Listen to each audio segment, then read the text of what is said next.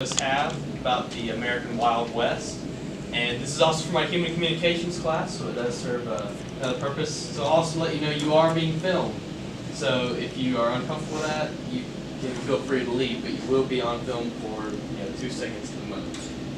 But today we're going to talk about some misconceptions of the American Wild West, because unfortunately the reason it's in quotes up here is because it is not as wild or as wonderful as many of us want to think.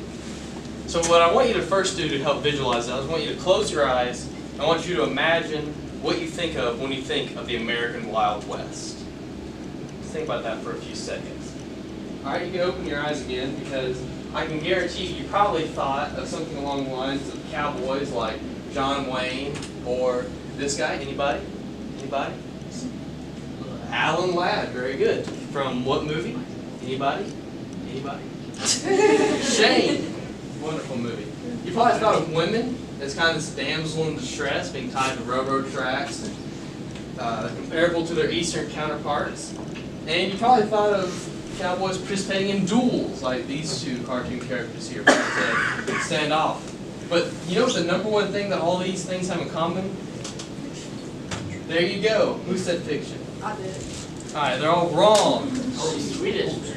Because each and every single one of these is just a portrayal created by both modern education and Hollywood in our corruption of the way we view the American West. So we're going to go through each of these and explain why you're wrong and the realities behind them. So your first myth is, anybody?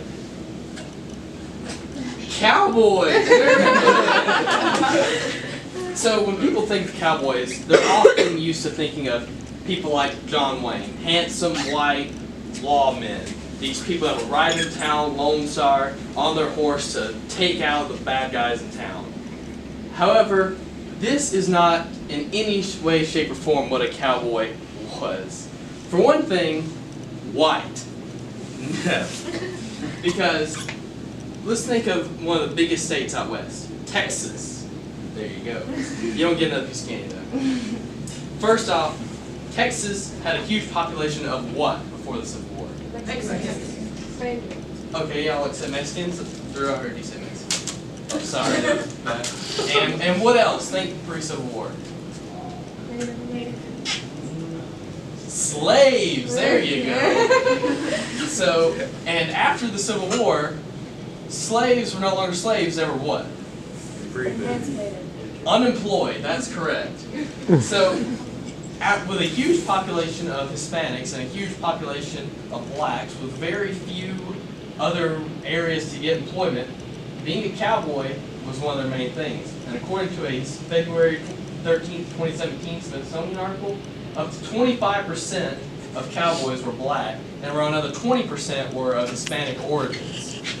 So then let's also attack handsome and law enforcers. These guys were not the best looking guys. These are what some real cowboys look like.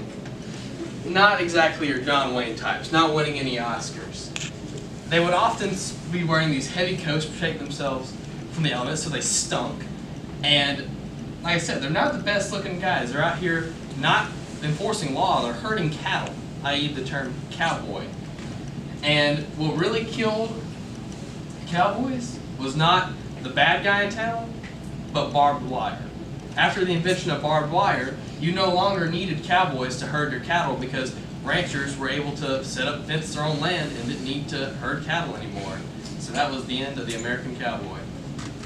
So myth number 2, anybody? Women. So when we think of women in the Wild West, we kind of lump the men with their eastern counterparts, kind of these not really economically free, not really liberated women. You know, at this time in the eastern United States, women were not allowed to vote still. You know, and this wouldn't come about until what amendment? 19th. There we go. I heard Olivia over there. I'm not very good with this today. But this case is completely not true for women out in the Wild West. Opportunities were not rampant for them. Don't take that. But they did have many more opportunities than their eastern counterparts. And all this is coming from a Time magazine article from January 11, 2015. So in the Wild West, there was when it was first being incorporated by these gold miners and a rush of men, there was a lack of what? There we go. And in 1849, I believe, when the gold rush is going on in California, men miners would pay up to 15 cents to see a pair of ladies' undergarments because they were so desperate for women. So as these women began selling out west, they saw huge opportunities in Prostitution. There you go. Someone pass that to Drew. Yes.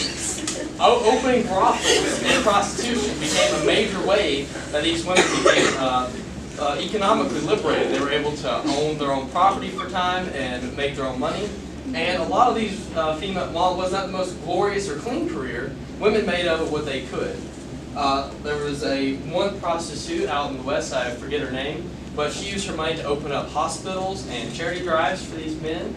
She would use it to finance rebuilding towns, and many prostitutes and brothel owners did the same thing and used their money to help build up towns and kind of help settle the West.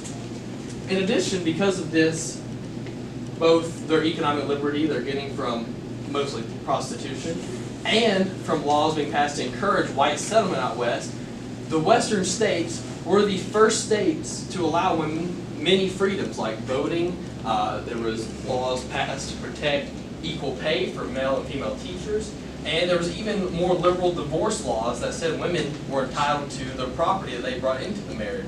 Whereas in the East Coast, if you were a woman and you had property from like your family farm and you married a man, he now could sell that farm without your consent.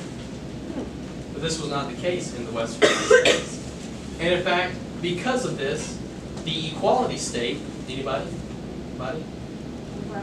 Wyoming, that's correct, was not only the first state to allow women to vote, but it also refused to join the Union if it could not bring in this women's right to vote.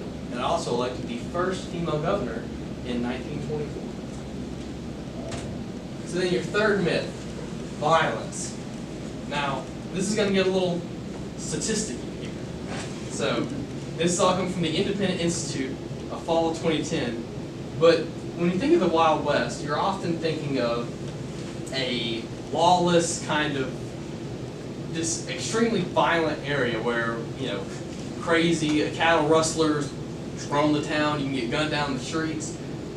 But this isn't quite so. Can anybody know who this man is? Judge Roy Bean. I tell you, you're on it today, Sid. But this man claimed that he was the only law west of the Mississippi. Yes, I'll just say Judge Roy Bean up there. That was the joke. I'm glad you're with us. He claimed he was the only law west of the Mississippi. However, sorry, Roy Bean, you weren't really needed. For in the Independent Institute, fall of 2010, we can look at statistics that most western towns had crime rates much, much smaller than most major American cities today, both out west and on the East Coast. And this isn't just numbers, because you could obviously say that the population is smaller, therefore they would have smaller crimes, but just pure statistics. And to look at it from another sense, one of the most Wild West towns, Abilene, Kansas, had zero murders in either 1869 and 1870. Meanwhile, Chicago has already had 557 murders as of the beginning of this year, from when I checked on their official website last night. And so while you did have certain judges like this, one question that would come up is, how did these western towns get together to protect laws? Because a lot of them were not set up with an official government, because the U.S. government at the time had no monopoly over maintaining peace in the area. But they were maintained by things like land clubs, cattlemen's associations, mining camps, and wagon trails. Pretty much economic necessity forced people together, because at this time you were all struggling to survive, and murdering each other and stealing from one another is not going to make you very well liked in town. So it was in your best interest to not do those things. this is as is in your best interest to not do those things today. There's my sources for this, and thank you guys.